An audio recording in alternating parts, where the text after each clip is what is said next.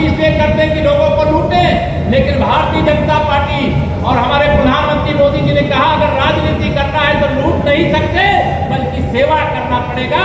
जैसे नरेंद्र मोदी 18 घंटे देश की सेवा करते हैं और जो देश को लूटने का काम करते हैं उनकी जगह समाज के बीच में नहीं है, उनकी जगह महाराजगंज यूपी में नहीं है, उनकी जगह हिंदुस्तान में नहीं है, हिंदुस्तान और उत्तर प्रदेश की किसी जेल में है। ऐसे लोगों को जेल के सीटों के पीछे भेजने का संकल्प लेकर के मेरे प्रधानमंत्री जी काम कर रहे हैं।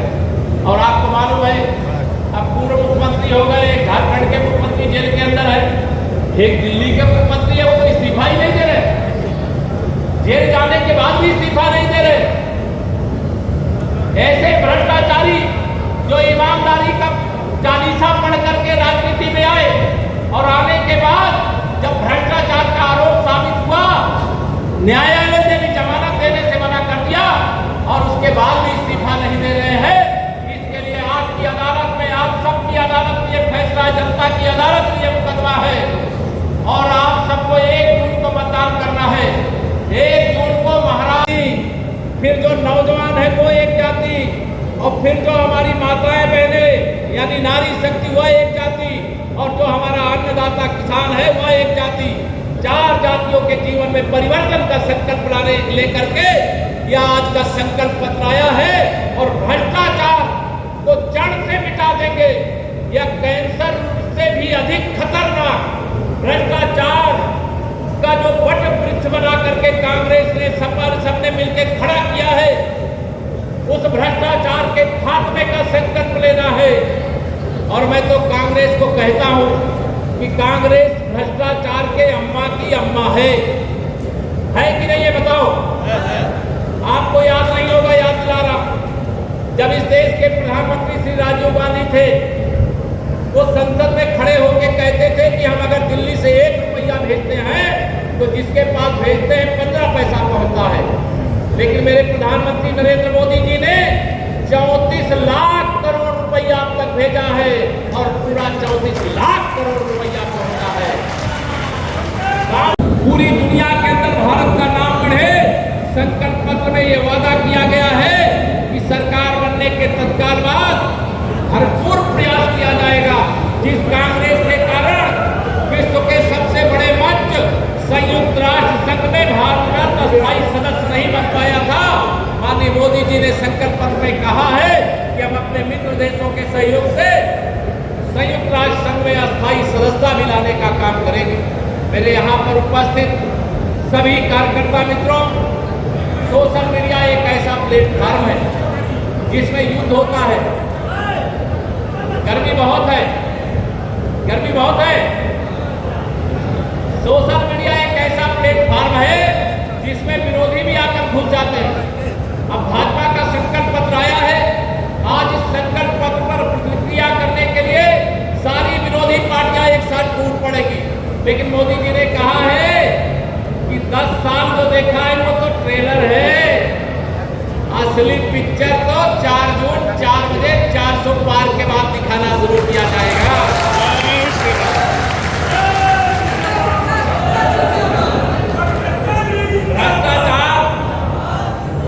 भ्रष्टाचार एक कैंसर से भी खतरनाक रोग है।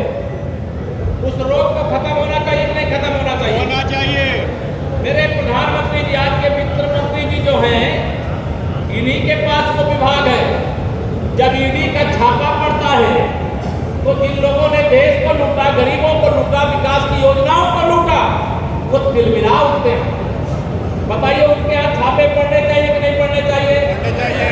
जिन्होंने लूटा है उनसे वसूल होना चाहिए कि नहीं होना चाहिए?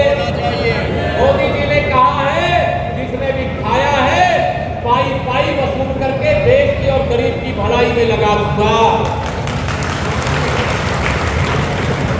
बताओ जरा, सब लोग देख लिए हो? अभी सब लोग नहीं देखे, एक बार ध्यान रखना, जो संकल्प पत्र आया है ये विकसित भारत के गारंटी की गारंटी वाला संकल्प पत्र है। आप गांव में जाइएगा, जो 70 साल या इससे ऊपर के बुजुर्ग हैं उन सबको आयुष्मान भारत योजना, जो भी बुजुर्ग हैं कोई भेदभाव नहीं, सबको 70 वर्ष की आयु ऊपर के सबको इलाज की सुविधा दी जाएगी। प्रधानमंत्री आवास योजना जो मिल रही है उसमें अब दिव्यांग जो भाई बहन हैं उनको भी प्राथमिकता के साथ प्रधानमंत्री आवास दिया जाएगा। वो सारे लोगों का एक एजेंडा है, मोदी जी को पीएम नहीं बनने देंगे। बताओ ये सारे विरोधी मिलकर के मोदी जी को पीएम बनने से रोक सकते हैं क्या? दोनों हाथ में बताओ, जोर से रोक सकते हैं क्या? आप सबको एक बात और मुझे कहना, उत्साह बहुत है, हम भारी अंतर से जीत भी रहे हैं और जब 4 जून को वोटों की गिनती होगी तो उत्तर प्रदेश में सबसे बड़े अंतर से जो सीट जीती जाएगी वो बाबा विश्वनाथ की नगरी से देश के प्रधानमंत्री जी की सीट होगी। लेकिन उसके बाद जिस सीट का नंबर आना चाहिए तो महाराजगंज का आना चाहिए। आना चाहिए कि नहीं आना चाहिए? आना चाहिए कि नहीं आना चाहिए? और आना चाहिए तो क्या करना है? हमें अति आत्मविश्वास का शिकार नहीं होना है। से मुक्ति पा लीजिए, सपा बसपा की बीमारी से मुक्ति पा लीजिए। या सारे लोग केवल परिवार का भला चाहते हैं, ये पीडीए की बात करते हैं तो परिवार डेवलपमेंट घाटी के रूप में उसे कन्वर्ट कर देते हैं। एक परिवार से राष्ट्र की राजनीति नहीं होती। मैं आप सबका आह्वान करता हूँ, अपील करता हूँ, लंबी बातें नहीं करते हुए आप सबसे इतना ही कहूंगा कि 2014 में आपने देश में मोदी जी की सरकार बनाई और 2017 में आदरणीय योगी आदित्यनाथ जी के नेतृत्व में उत्तर प्रदेश में हमारी सरकार बनाई। बताइए सुशासन आया है कि नहीं आया? दोनों हाथ में बताइए, आया है कि नहीं आया है? या सुशासन रहना चाहिए कि फिर कुशासन आना चाहिए? ये 2024 का चुनाव भी नहीं बल्कि ये 2027 का चुनाव भी जीतने की गारंटी है। 11 लाख वोट आप लेकर के आइए। 27 में वहां पर था और महाराजगंज में आखिरी चरण के चुनाव है। मतलब पहले चरण का मैं बता रहा हूं, पहले चरण में विपक्ष का खाता नहीं खुल रहा है और आखिरी चरण में भी विपक्ष का खाता खुलने वाला नहीं है। पूरा देश मोदी मोदी बोल रहा है, महाराजगंज में मोदी मोदी बोल रहा है। यूपी हो, एमपी हो, बिहार हो, उड़ीसा हो, राजस्थान हो, गुजरात हो, तमिलनाडु हो, केरल हो, आंध्र प्रदेश हो, तेलंगाना हो, जहां पर भी आप जाओ और सबके संपर्क भी रहते हैं और सब अपने संपर्क से भी पता करिएगा चारों तरफ मोदी लहर है कि नहीं है? बताओ। आज भारतीय जनता पार्टी का संकल्प पत्र आया है और उस संकल्प पत्र में कई बड़ी बातें कही गई हैं क्योंकि सोशल मीडिया की कार्यशाला है। हमारे सोशल मीडिया के साथियों के साथ साथ और भी कार्यकर्ता आए हैं। में और भी अधिक ताकत के साथ महाराजगंज की ओर से, उत्तर प्रदेश की ओर से प्रतिनिधित्व करने के लिए आपने पिछली बार 2014 में भी जिताया, 2019 में भी जिताया, लेकिन 2024 में जितनी बड़ी विजय 14 और 19 में मिली है उससे भी बड़ी विजय दिलाना पड़ेगा। बताओ तैयार हो? सब लोग तैयार हो? तो सब लोगों को तैयार रहना है 2024 में ऐतिहासिक विजय दिलाने के लिए। इस समय सपा बसपा कांग्रेस का कोई नाम लेवा नहीं है। सपा समाजवादी पार्टी है तो बसपा बिल्कुल समाप्त होने वाली पार्टी है और कांग्रेस मुक्त तो भारत देश हो रहा है। तो एक्सीडेंटल यहाँ पे खाता खुल गया था, उत्तर प्रदेश में 2 विधायक बन गए थे, लेकिन आप सबके सामने खुला मैदान है। चौका लगाइए चाहे छक्का लगाइए, लेकिन एक लक्ष्य मेरे प्रधानमंत्री श्री नरेंद्र मोदी जी के द्वारा दिया गया है। क्या लक्ष्य है? हर बूथ पर जितना वोट पिछली बार मिला था उसमें कितना बढ़ाना है? कितना? 370 वोट बढ़ाना है। जो कार्यकर्ता ये मानते हैं कि हम अपने अपने बूथों पे 370 वोट बढ़वा लेंगे, जरा हाथ उठा करके बताओ जरा मुझे। 2000 के लगभग बूथ है, 370 प्रति बूथ अगर हम जोड़े तो यह 7,40,000 वोट हो जाता है। मैं जानता हूं कि 200-500 बूथ ऐसे होंगे जहां पर यह लक्ष्य प्राप्त करने के लिए आप कोशिश भी करोगे।